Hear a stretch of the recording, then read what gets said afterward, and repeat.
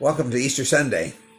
Another Easter Sunday unlike any of the Easter Sundays that I've ever experienced before.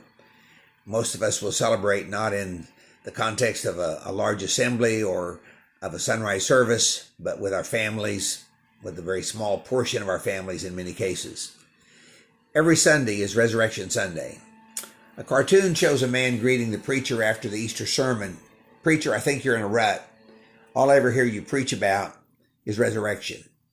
It's Sunday again, but it's not just any Sunday. It's Easter Sunday.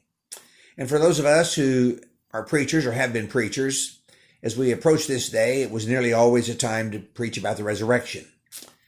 May I share another perspective? The cartoon speaks to a problem in the contemporary church. We don't preach about the resurrection enough. How many sermons never mention the resurrection? How many sermons limit references to the resurrection to perhaps a brief passing remark near the end of the sermon?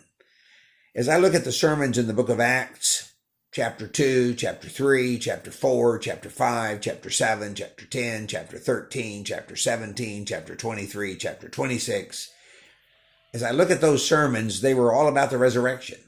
Preaching the gospel includes preaching the resurrection, according to Paul in 1 Corinthians 15. Preaching the word of God includes the resurrection.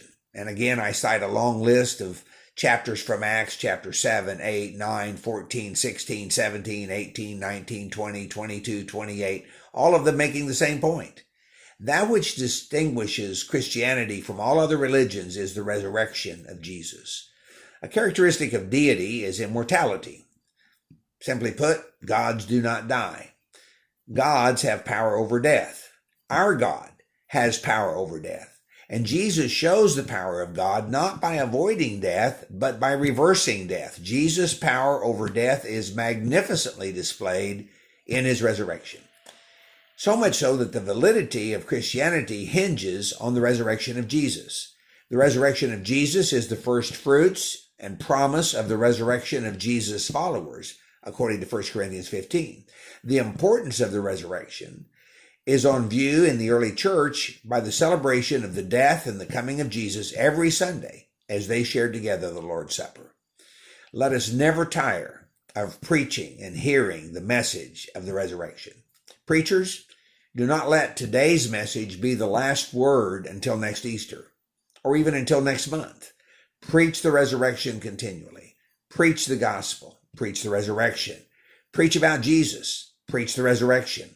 Without the preaching of the resurrection, Christianity is no more than a competing system of morality among many religious systems. Resurrection. May we today remember, may we know, may we continually focus on this distinctive, emphasize the distinctive. Only Jesus gives us power over death.